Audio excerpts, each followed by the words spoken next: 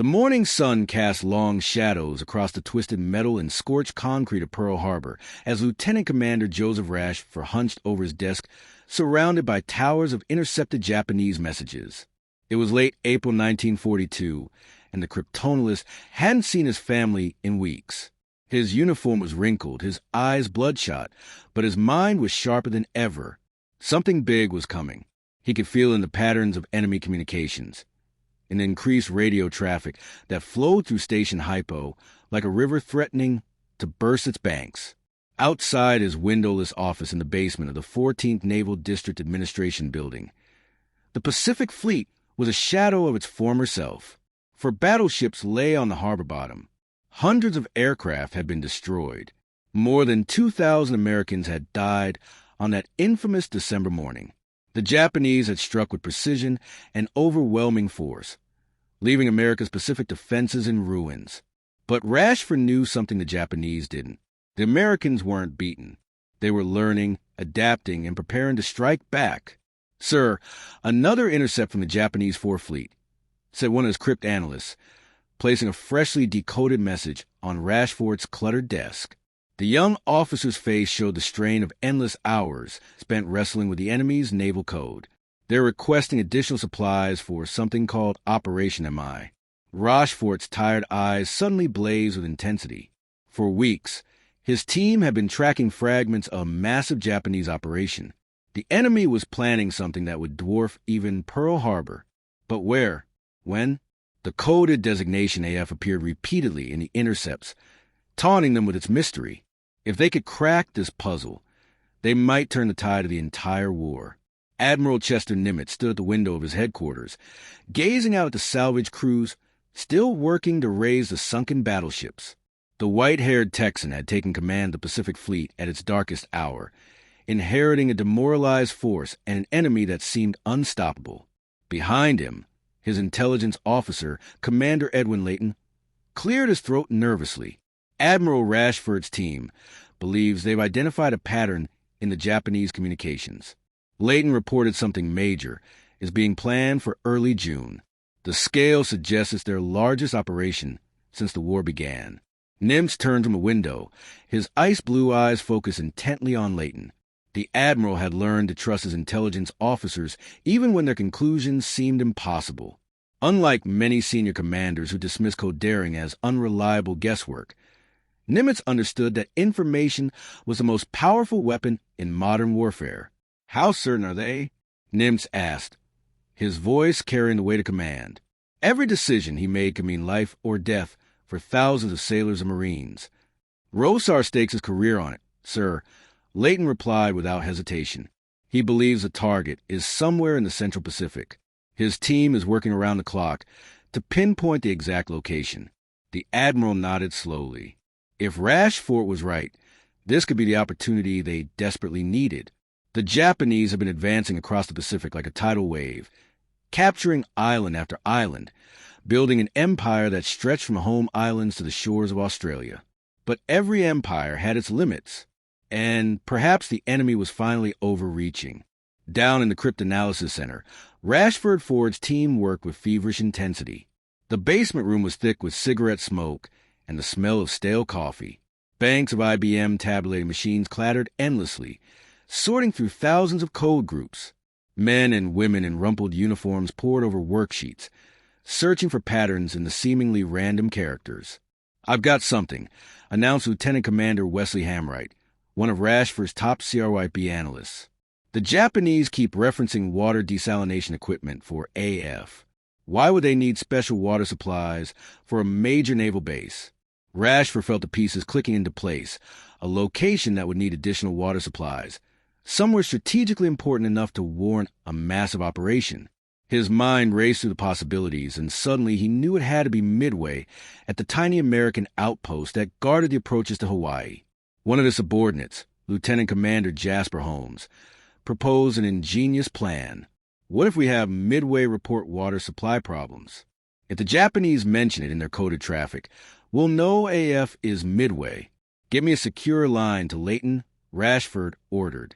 Tell Midway to send an emergency message in plain language saying their water distillation plant has broken down. Meanwhile, aboard the carrier USS Enterprise, Admiral William Bull Halley lay in sick bay, his body ravaged by a severe case of dermatitis. The aggressive commander who led the early carrier raids against Japanese held islands was now too ill to stand. His task force was about to sail into the most important battle of the war, and he wouldn't be leading it. "Bill, you look like hell," said Admiral Raymond Spruant, visiting his old friend. The two men were opposites in many ways. Hawley was bold and instinctive, while Spruance was calculating and methodical, but they shared a deep respect for each other and an unshakable determination to defeat Japan. "Ray, I'm giving you my command," Hawley said weakly. "Take my boys and hit those bastards hard. They trust you, and so do I." Spruant nodded solemnly. He had never led carriers in combat before, but he understood the principles of naval warfare better than almost anyone. More importantly, he knew how to listen to his subordinates and make decisions based on facts rather than emotion. These qualities would soon be tested in ways no one could imagine.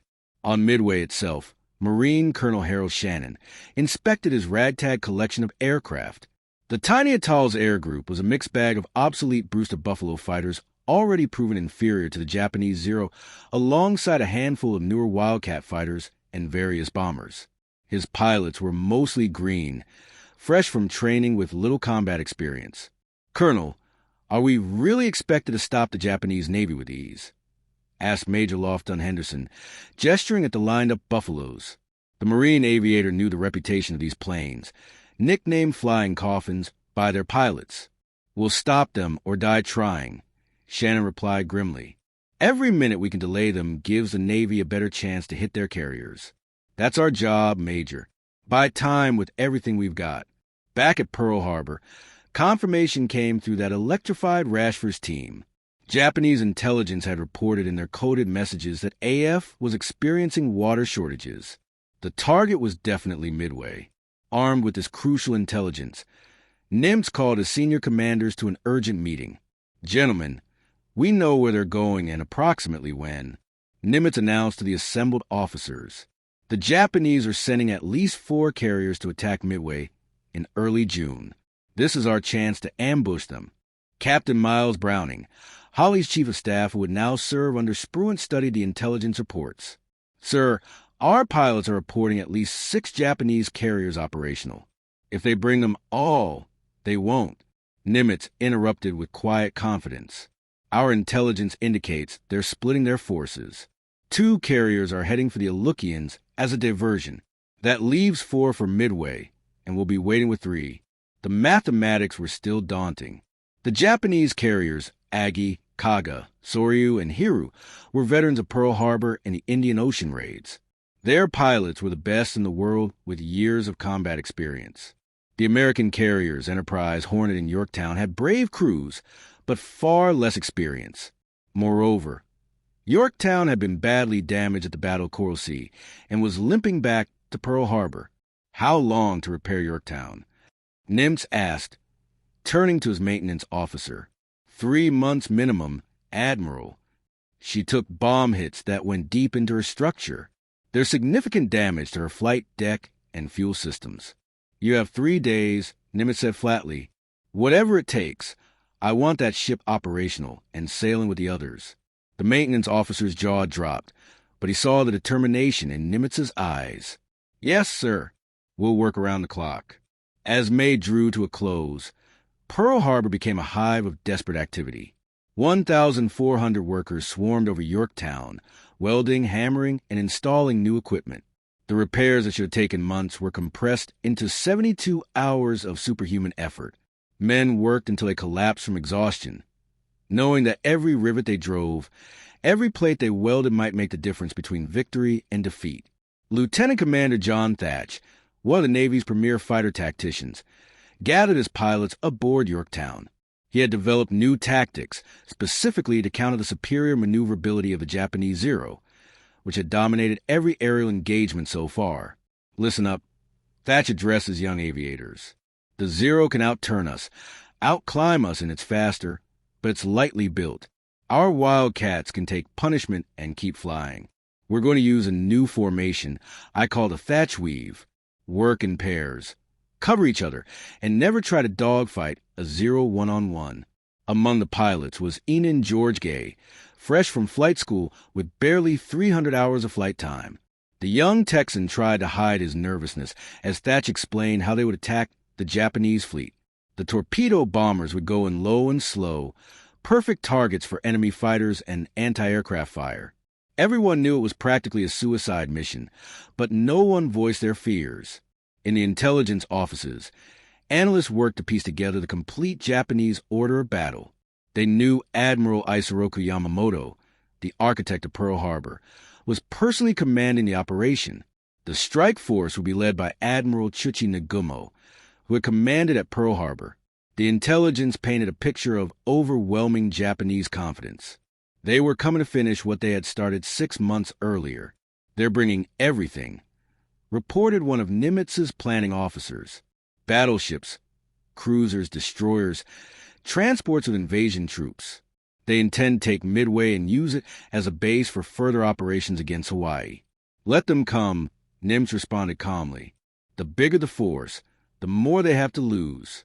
On May 28th, Task 416, centered on Enterprise and Hornet under Spruan's command, slipped out of Pearl Harbor. The carriers were screened by cruisers and destroyers, their crews at battle stations. 2 days later, on May 30th, Yorktown followed, her hull still bearing fresh welds and patches. The 3 carriers would rendezvous northeast of Midway at a position designated Point Luck, perfectly positioned to ambush the approaching Japanese. Aboard Enterprise, Spruan studied the latest intelligence updates with his staff. The quiet admiral was known for his analytical mind and careful planning. Unlike the impulsive Halsey, Spruan calculated every move, considering all possibilities before making decisions. The Japanese expected chief surprise.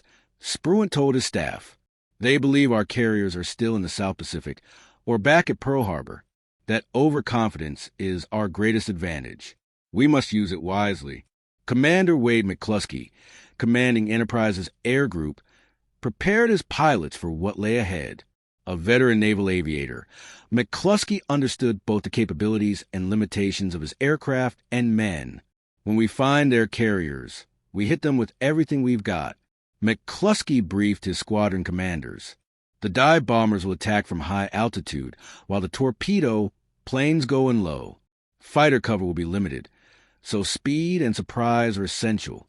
Among McClusky's pilots was Lieutenant Richard Dick Bess, commanding Bombing Squadron 6.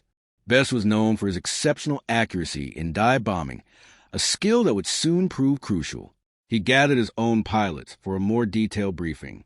"Remember, we're looking for their carriers, not the battleships or cruisers," Bess emphasized.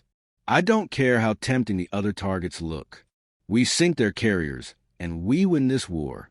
As May turned to June, both fleets moved toward their fateful encounter. The Americans had positioned themselves perfectly thanks to their coder-breaking success, but intelligence was only part of the equation. The coming battle will be decided by the skill and courage of the pilots, the decisions of commanders under extreme pressure, and the thin margin between victory and disaster that characterized carrier warfare. On Midway itself, preparations reached a fever pitch. Every available aircraft was armed and fueled. Marines dug defensive positions in the coral sand. Radar operators scanned the skies continuously, knowing that the first warning of the Japanese approach would come from their screens. The garrison knew they were vastly outnumbered, but they also knew their role: hold out long enough for the Navy to strike the enemy carriers. Commander Soryu Samar, Midway's senior officer, made a final inspection of the defenses. The atoll's 2 small islands were packed with ammunition, fuel tanks, and aircraft. One well-placed bomb could turn an entire base into an inferno. But there was no choice. Everything depended on Midway holding out long enough for the carriers to do their work. As darkness fell on June 3rd, 1942, American PBY Catalina patrol planes spread out from Midway in long search patterns. These slow, ungainly aircraft would be the first to spot the approaching enemy. Their crews knew that making contact with the Japanese fleet meant almost certain death, as the lumbering patrol planes were easy prey for Zero fighters. But finding the enemy was worth any sacrifice. At 0900 on June 3rd, Enan Jack Reed, piloting a PBY, spotted ships on the horizon. Sighted main body, he radioed, bearing 262, distance 700 miles. The Japanese invasion force had been found, but the carriers remained hidden. That afternoon, 9 B-7S from Midway attacked the invasion convoy, but scored no hits. 4 PBYs equipped with torpedoes attempted a night attack, claiming 1 hit. While these attacks caused no significant damage, they alerted the Japanese that the Americans knew they were coming. At 0300 on June 4th, really sounded aboard the American carriers. In ready rooms, pilots received final briefings and wrote last letters home. Mechanics made final checks on aircraft. Ordnance crews loaded bombs and torpedoes. 3 carriers with barely 230 aircraft were about to take on the pride of the Japanese Navy. The odds were steep, but the Americans had advantages. They knew the enemy was coming. They knew where to find them. And they had commanders willing to take calculated risks. Admiral Frank Jack Fletcher, in overall command aboard Yorktown, made a decision that would govern American tactics for the coming battle. Rather than keeping his carriers together for mutual protection, he would operate them separately, reducing the risk of all 3 being caught together. It was a gamble, but the entire operation was a gamble on a massive scale. As dawn approached on June 4th, 1942, the stage was set for one of the most decisive battles in naval history. The Japanese came in supreme confidence, expecting to catch the Americans by surprise. Instead, they were sailing into a carefully prepared trap. The U.S. Navy, battered but not broken at Pearl Harbor, was about to demonstrate that American determination and ingenuity could overcome even the most daunting odds. At 0430 hours on June 4th, the pre-dawn darkness over Midway was shattered by the roar of aircraft engines. Lieutenant Commander Duchi Tamaga led 108 Japanese aircraft from the 4 carriers toward their target. The attack force included 36 torpedo bombers carrying conventional bombs for ground attack, 36 dive bombers, and 36 Zero fighters for escort. As they formed up in the darkness, not one of the Japanese aviators suspected that American carriers lurked nearby, waiting. On Midway, radar operators detected the incoming strike at 0552. Many planes bearing 320 degrees, distance 93 miles, the operator reported, his voice steady despite his racing heart. Air raid sirens wailed across the tiny atoll. Marines ran to their battle stations while pilots sprinted to their aircraft. Every flyable plane on Midway had to get airborne immediately or risk destruction on the ground. Major Lofton Henderson led Marine Scout Bombing Squadron 241 into the dawn sky, including his obsolete Buffalo fighters, knowing they were heading into a massacre. The Buffalo was slower, less maneuverable, and more lightly armed than Zero, but Henderson's Marines had absolute determination to protect their base at any cost. Enemy fighters 12 o'clock high. The radio crackled with warnings as the Marines met the incoming strike force head-on. The Zeros pounced on the American fighters like hawks among pigeons. Within minutes, the sky was filled with burning American planes spiraling toward the ocean. Henderson's aircraft was among those shot down as he led his squadron's dive bombers in their attack. But the Marines' sacrifice wasn't in vain. Their attack disrupted the Japanese formation and forced the bombers to take evasive action. More importantly, it bought precious time for Midway's bomber force to clear the island and head for the Japanese fleet, whose position had been reported by searching PBY patrol planes. At 0630, Tamanaga's force reached Midway and began their attack runs.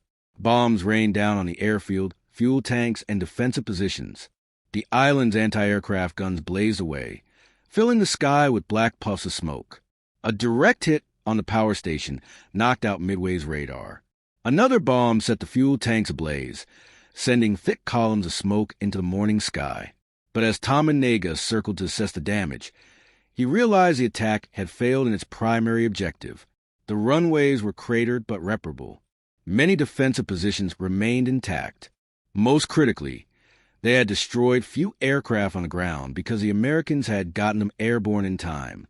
Tamaga radioed back to Admiral Nagumo.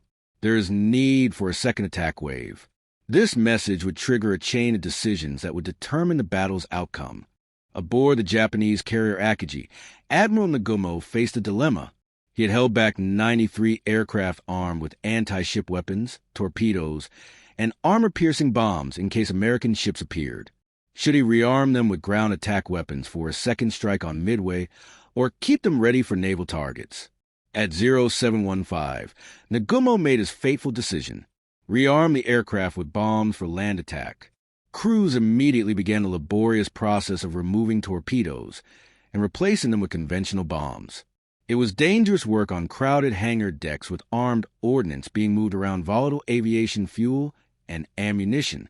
Unknown to Nagumo, 200M to the northeast, American carriers were already launching their strikes. Admiral Spruant, commanding Enterprise and Hornet, had made the crucial decision to launch everything he had at maximum range. It was a calculated risk. His planes would barely have enough fuel to return, but it would catch the Japanese at their most vulnerable moment. "Pilots, man your planes." The order echoed across the American flight decks. Lieutenant Commander John Waldron led Hornet's Torpedo Squadron 8, knowing the odds against the slow, vulnerable Douglas TB devastators. In his ready room briefing, he had been brutally honest with his men. "If we run out of gas, we'll ditch together. If only one of us makes it through, he'll hit a carrier. May God be with us all." Among Waldron's pilots was Ensign George Gay, the young Texan who would soon become the sole survivor of his squadron. As Gay climbed into his Devastator, he checked his rear gunner's position. Radio man Bob Huntington gave him a thumbs up, tried to mask his own fear with bravado.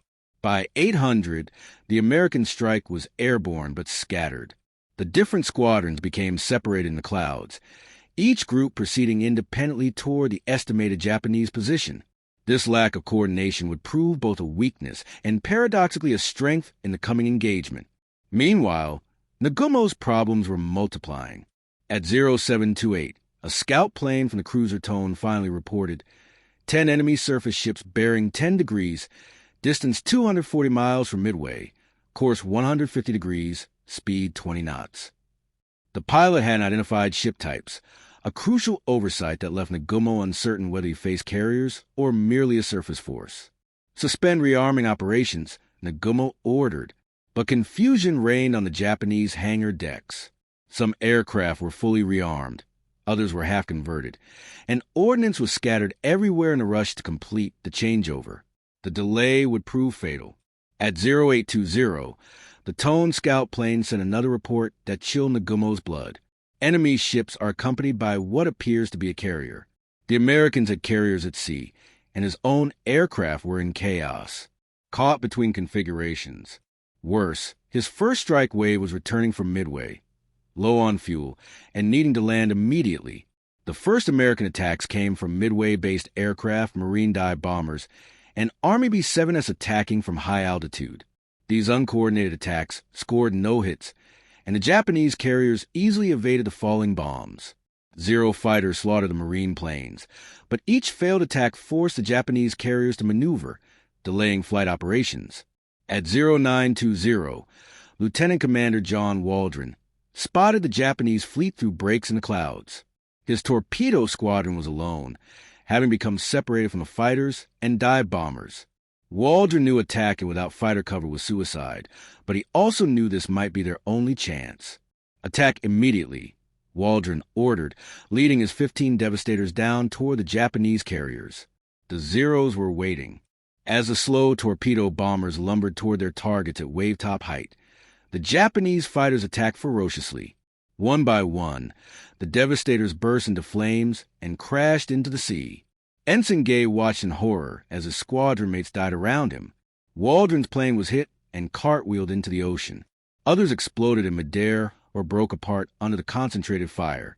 Gay pressed on, his gunner Huntington firing desperately at the swarming Zeros, until he was killed by a burst of cannon fire.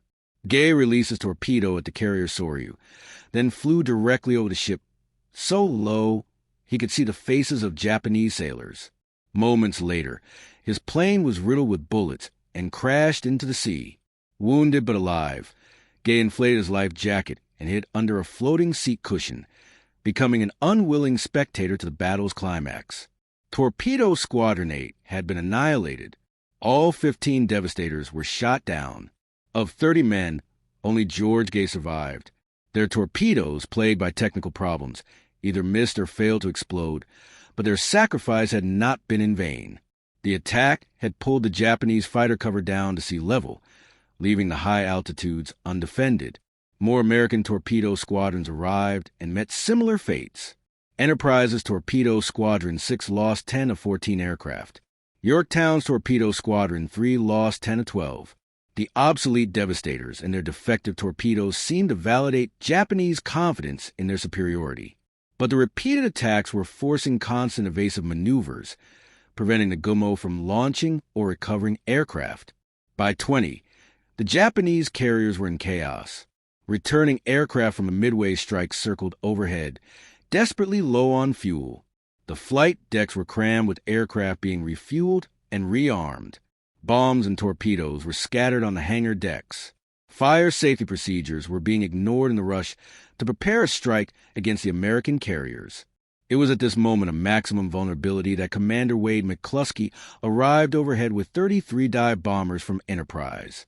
McClusky had led his squadrons on an exhausting search, flying beyond a point where fuel reserves allowed safe return. Just as he was about to turn back, he spied a Japanese destroyer racing northeast. Correctly guessing it was heading to rejoin the main force, McClusky followed its course. At 10:22, McCluskey's perseverance was rewarded. Through breaks in the clouds, he saw the Japanese carriers spread out below, their flight decks packed with aircraft. No Zeros challenged him at altitude. They were all at sea level, finishing off the last torpedo bombers.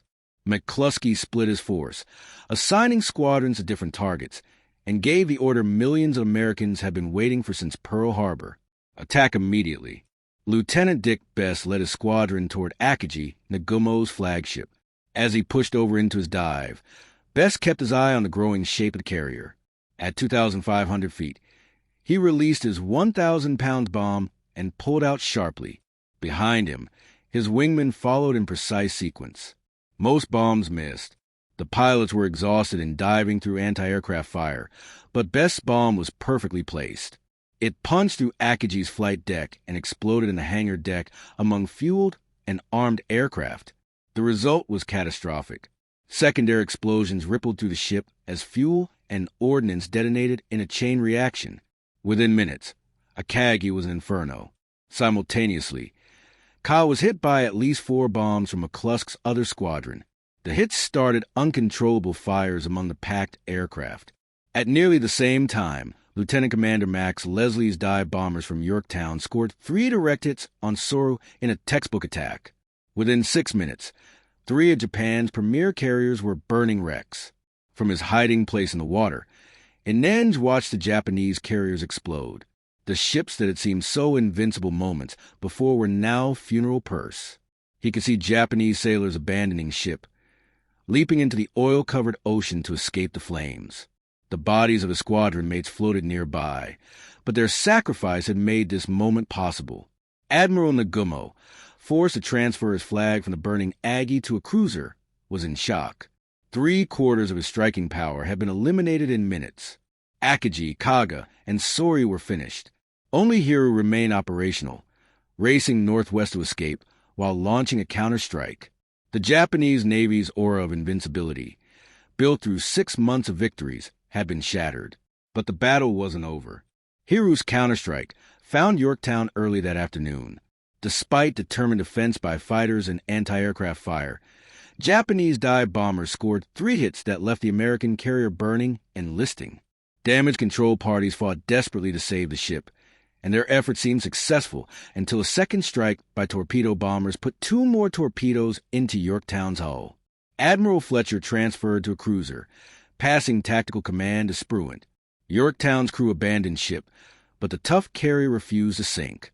She would remain afloat until June 7th, when Japanese submarine Y-168 found her and delivered the final torpedo hits that sent her to the bottom. The loss of Yorktown was painful, but by then Hiryu had joined her sisters in destruction. Late on June 4th, dive bombers from Enterprise found the last Japanese carrier and left her burning from stem to stern. For Japanese carriers, the core of the force that had attacked Pearl Harbor now lay on the bottom of the Pacific. As darkness fell on June 4th, American pilots returned to their carriers with barely fumes in their tanks. Many aircraft, damaged in combat or out of fuel, ditched in the darkening seas. Destroyers raced to rescue pilots from the water. The human cost had been high, but the strategic victory was complete. Admiral Spruant, cautious and calculating, resisted the temptation to pursue the retreating Japanese. He knew Yamamoto's battleships were somewhere in the darkness, and his pilots were exhausted. Better to preserve his victory than risk his carriers in a night engagement where battleship guns could be decisive. It was a controversial decision, but it proved correct. As June 5th dawned, American search planes found only burning hulks and scattered survivors where the Japanese fleet had been. The few remaining Japanese aircraft launched from cruisers, and the crippled carriers before they sank made desperate attacks, but achieved nothing. Over the next 2 days, American forces continued attacks on the retreating Japanese, sinking the heavy cruiser Mikuma and damaging other vessels. The statistics were staggering. Japan had lost 4 fleet carriers, 1 heavy cruiser, 248 aircraft, and 357 men, including many of their most experienced pilots.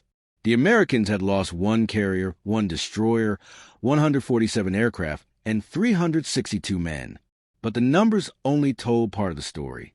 Japan's offensive capability in the Pacific had been permanently crippled. The initiative had passed to the Americans. In the aftermath, both sides sought to understand what had happened. For the Americans, the victory validated their faith in intelligence and calculated risk-taking. Nimitz's decision to trust his codebreakers, Spruant's careful tactical decisions, and the incredible courage of the pilots had combined to achieve what seemed impossible for the Japanese. Midway was a stunning reversal that exposed fundamental flaws in their planning and doctrine. The assumption of superiority, the complex operational plan that dispersed their forces, the failure to adequately scout for American carriers, and the crucial minutes of vulnerability during the rearming process had all contributed to disaster. But perhaps the most important factor was the sacrifice of the American torpedo bomber crews. Their seemingly futile attacks had created the conditions for victory by disrupting Japanese operations and pulling down the fighter cover. Men like John Waldron and his squadron had known they were flying to almost certain death, but they pressed home their attacks anyway. As news of the victory spread, America erupted in celebration. After 6 months of defeat and retreat, the United States had won its first major victory against Japan. The road to Tokyo would be long and bloody, but Midway proved it could be traveled. The Japanese Navy, which had seemed invincible since Pearl Harbor, had been decisively beaten by a smaller American force. In Japan, the government hid the extent of the defeat from the public. Returning sailors were isolated to prevent word from spreading. The official story claimed a great victory, but the Navy knew the truth. The offensive phase of Japan's war was over. From now on, they would be on a defensive, try to hold what they had conquered against an increasingly powerful American counteroffensive. The Battle of Midway became a turning point not just in the Pacific War, but in world history. It demonstrated that intelligence, properly used, could overcome numerical disadvantage. It showed that courage and sacrifice, even in apparent failure, could create opportunities for victory. Most importantly, it proved that the United States had the will and capability to defeat even the most formidable enemy. Admiral Nimitz in his after-action report gave credit where it was due to the codebreakers who had uncovered the Japanese plan, to the commanders who had made crucial decisions under pressure, and above all to the pilots who had pressed home their attacks against overwhelming odds. But he also recognized the role of chance in war. Had the American dive bombers arrived 5 minutes later after the Japanese had launched their strikes, the outcome might have been very different. The Japanese Navy would never recover from Midway. The 4 carriers lost represented years of construction and decades of pilot training that could not be replaced. While Japan would commission new carriers, they would never again achieve the combination of ships, aircraft, and experienced air crews that had made their early victories possible. For the young American pilots who survived, Midway was a defining moment. Men like Dick Best, who had placed a bomb that doomed Akagi, would continue flying throughout the war. But nothing would match the intensity of those few minutes over the Japanese fleet. Others, like Ensign Gay, would carry the memory of fallen comrades for the rest of their lives. The battle also marked a revolution, in naval warfare. For the first time, a major naval engagement had been fought entirely by aircraft with the opposing fleets never coming within sight of each other. The age of the battleship was ending. The aircraft carrier was now the dominant weapon of naval warfare. In the broader context of World War II, Midway was America's Stalingrad, the point where a seemingly unstoppable advance was not just halted, but reversed. Combined with the grinding attrition of Guadalcanal that would follow, it marked the beginning of Japan's long retreat across the Pacific. The industrial might of America, fully mobilized for war, would produce ships and aircraft in quantities Japan could never match. The veterans of Midway would go on to fight in the Solomons, the Philippines, and eventually to the doorstep of Japan itself. They had learned that the Japanese could be beaten, that American training and equipment, properly employed, were more than a match for enemy skill and determination. For Japan, Midway exposed a fatal flaw in their strategic planning. They had begun a war against an enemy with 10 times their industrial capacity, believing that spiritual superiority could overcome material disadvantage. The Americans had shown at Midway that they possessed both material strength and the will to use it. The codebreakers who had made victory possible received little public recognition during the war. Their work remained classified for decades. But officers like Rochefort and his team had arguably won the most important intelligence victory in American history. By solving the puzzle of AF and predicting Japanese movements, they had given Nimitz the information needed to position his forces perfectly. Lieutenant Commander Rochefort, despite his crucial role, would be reassigned shortly after Midway due to bureaucratic conflicts with Washington. His team's success had proven that intelligence could win battles, but inter-service rivalries would prevent him from receiving proper recognition until decades later. In 1986, he was posthumously awarded the Navy Distinguished Service Medal. As the years passed, Midway took on almost mythical status in American military history. It became the textbook example of how intelligence, courage, and tactical excellence could combine to achieve victory against superior forces. Military minds around the world studied the battle, seeking to understand how the Americans had achieved such a complete reversal of fortune.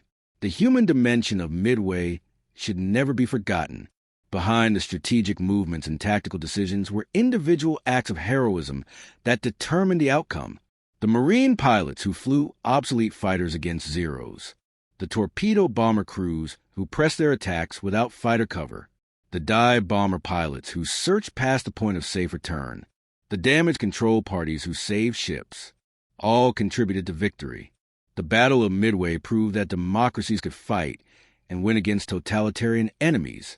The American carriers were crewed by citizen sailors, many of whom had been civilians just months before. They faced an enemy with years of combat experience and a tradition of victory. Yet, when the moment came, these Americans performed with skill and courage that matched anything in their nation's history. The lesson of Midway resonates beyond its historical moment. It reminds us that apparent weakness can be turned to strength through intelligence and determination, that sacrifice, even in failure, can create opportunities for others, that technological superiority means nothing without the will to use effectively, and that free nations, when threatened, can summon the courage to defend themselves against any odds. As the sun set on June 4th, 1942, the tide of the Pacific War had turned decisively. The Japanese would fight on with characteristic determination for 3 more years, but the outcome was no longer in doubt. At Midway, a smaller American force had destroyed the heart of Japanese naval power and seized initiative. Admiral Yamamoto's pre-war prediction had proven prophetic. He had warned that he could run wild for 6 months or a year, but after that he had no confidence. Midway occurred exactly 6 months after Pearl Harbor. The architect of Japan's early victories had understood that once America recovered and mobilized its strength, Japan's defeat was inevitable. At Midway, that inevitability became reality, written in the burning hulks of 4 aircraft carriers and the sacrifice of brave men who fought and died for their nations in the vast Pacific sky. The impact of Midway extended far beyond the immediate tactical victory. It demonstrated that the United States could gather intelligence, plan operations, and execute complex naval battles with precision. The coordination between codebreakers, planners, and combat forces had created a new model for modern warfare. Future operations would build on these lessons, combining intelligence gathering with tactical execution. For the individual sailors and airmen who fought at Midway, the battle represented a personal triumph over fear and adversity. Young men who had never seen combat performed acts of extraordinary courage. Mechanics worked through exhaustion to keep planes flying. Damage control teams saved ships that should have sunk. Radio operators maintained communications under fire. Each person's contribution, no matter how small, had helped achieve victory. The Japanese pilots and sailors who fought at Midway also displayed remarkable courage and skill. Despite the disaster that befell their carriers, they fought with determination until the end. Many chose death over surrender, going down with their ships or flying their damaged aircraft into sea rather than be captured. Their sacrifice, though in a losing cause, reflected the warrior tradition that had made them such formidable opponents. In the aftermath of Midway, both navies would apply the lessons learned. The Americans would refine their carrier tactics, improve their aircraft, and develop better torpedoes. The Japanese would struggle to rebuild their carrier forces and train new pilots to replace those lost, but the fundamental shift in momentum could not be reversed. America's industrial production would soon flood the Pacific with new ships and planes while Japan's resources dwindled. The Battle of Midway stands as one of history's most decisive naval engagements. In the span of a few minutes on June 4, 1942, the course of the Pacific War changed forever. American dive bombers arriving at the perfect moment struck Japanese carriers at their most vulnerable. The resulting destruction ended Japan's offensive capabilities and began the long American advance across the Pacific. Today, Midway Atoll is a wildlife refuge. Its runways abandoned and its facilities crumbling, but the waters around remain hallowed ground, where brave men from both nations fought and died in a battle that shaped the modern world. Their sacrifice reminds us that freedom requires vigilance, that intelligence and preparation can overcome seemingly insurmountable odds, and that ordinary people can achieve extraordinary things when their nation's survival is at stake.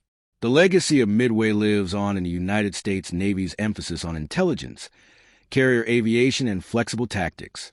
It proved that naval warfare had entered a new age, where information was as important as firepower, where aircraft could sink the mightiest ships, and where victory went to those who could adapt fastest to changing circumstances. These lessons continue to guide naval strategy in the 21st century. As we remember Midway, we honor not just a victory, but the men who achieved it.